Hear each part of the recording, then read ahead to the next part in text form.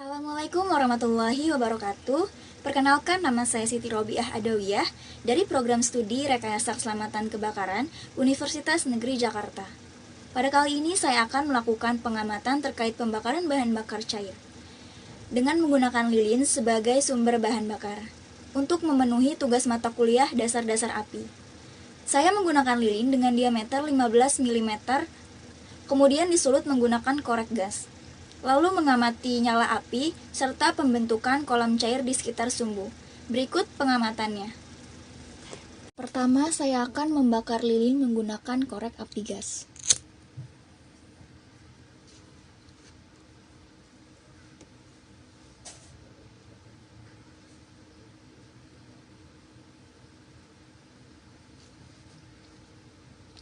Pada saat lilin disulut menggunakan api gas, maka terbentuk suatu kolam dari lilin meleleh yang terbentuk di dasar sumbu lilin. Cairan lilin yang naik mulai menguap akibat adanya sumber panas yang dihasilkan oleh korek gas tersebut. Lalu terbentuknya api dimulai. Lilin yang terbakar adalah contoh reaksi kimia antar tiga unsur gas utama, yaitu oksigen, hidrogen, dan karbon. Saat sumbu dinyalakan, lilin mulai meleleh dan atom karbon hidrogen menaikkan sumbu untuk bereaksi dengan atom oksigen di nyala api. Sebenarnya, nyala api pada lilin adalah bukti reaksi kimia dari atom karbon dan hidrogen dengan oksigen. Panas dari sumbu menyebabkan atom karbon hidrogen pecah dan bergabung dengan oksigen untuk membentuk gas. Ini disebut pirolisa. Faktanya, jika diamati, nyala lilin menghasilkan warna yang berbeda. Bagian biru nyala api adalah bagian terpanas dari api. Nyala api itu biru karena cukup oksigen yang dihasilkan dalam reaksi. Jika tidak tersedia cukup oksigen, maka reaksi pembakaran yang terjadi tidak sempurna. Akibatnya menghasilkan jumlah atom karbon yang berlebihan yang kemungkinan berkelompok membentuk jelaga. Karena jelaga berwarna hitam, mudah menyerap panas, dan dengan panas ini menghasilkan api yang terang dan bersinar. Molekul karbon ini yang menciptakan bagian kuning, oranye, dan merah api saat partikel jelaga bersinar karena panas. Proses ini disebut inkandensense. Pada akhirnya, lilin yang menyala mengeluarkan uap api dan karbon dioksida, atau gas yang selama ini kita keluarkan saat bernafas. Pembakaran lilin menghasilkan H2O dan CO2. Semua lilin pada dasarnya terdiri dari senyawa hidrokarbon.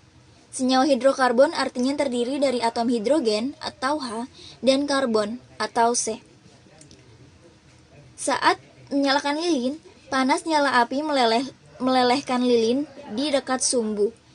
Cairan lilin ini kemudian terserap ke dalam sumbu dengan aksi kapiler.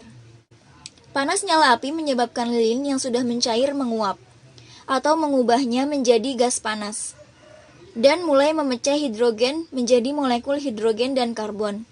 Molekul penguapan ini ditarik ke dalam nyala api, di mana mereka bereaksi dengan oksigen dari udara untuk menciptakan panas, cahaya, uap air atau H2O, dan karbon dioksida atau CO2.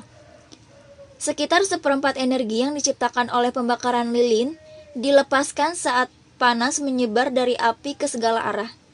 Panas yang cukup dibuat untuk memancarkan kembali dan melelehkan lebih banyak lilin agar proses pembakaran tetap menyala sampai bahan bakar habis atau panas dihilangkan. Perlu beberapa menit untuk menyalakan lilin untuk proses pembakaran ini agar stabil. Nyala api mungkin berkedip atau ada sedikit asap. Warna nyala api jika diperlihatkan lebih dekat akan melihat area biru di dasar api. Di atasnya ada bagian berwarna jingga, coklat tua, dan di atas lagi ada wilayah api yang berwarna kuning yang dapat kita persepsikan sebagai nyala api lilin sebenarnya. Zona biru kaya akan oksigen adalah tempat molekul hidrokarbon menguap dan mulai memecah menjadi atom hidrogen dan karbon.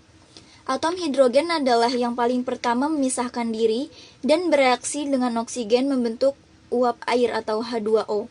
Sedangkan Sebagian karbon terbakar membentuk karbon dioksida. Zona jingga sampai kecoklatan atau wilayah gelap di atas zona biru memiliki oksigen yang relatif sedikit. Disinilah bentuk karbon terus runtuh dan sebagian partikel karbon yang mengeras mulai terbentuk. Saat karbon bebas itu naik, bersama dengan uap air dan karbon dioksida yang tercipta di zona biru, panasnya mencapai kira-kira 1000 derajat Celcius. Pada zona ini, pembentukan partikel karbon meningkat. Kemudian, karbon ini naik lagi ke zona selanjutnya. Suhu terus memanas sehingga menghasilkan nyala pijar yang memancar spektrum cahaya tampak berwarna kuning. Pada zona kuning, suhunya mencapai 1200 derajat Celcius.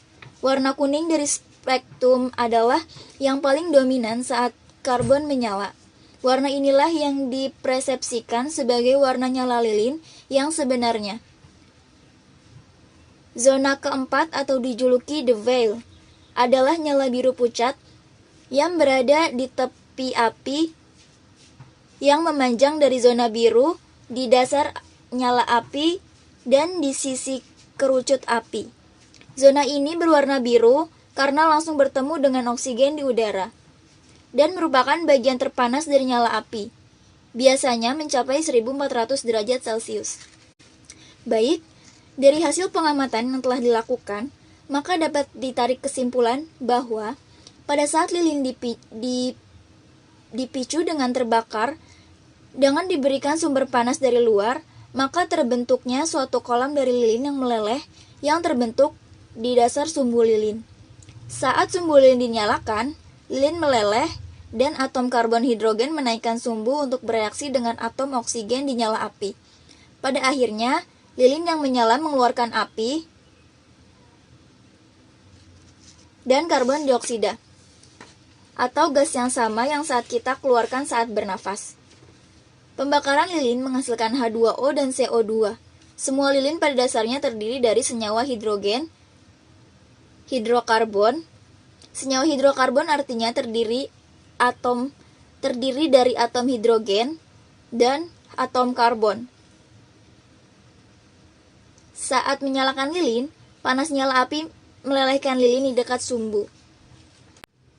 Baik, itulah pengamatan yang dapat saya sampaikan. Kurang lebihnya mohon maaf. Wassalamualaikum warahmatullahi wabarakatuh.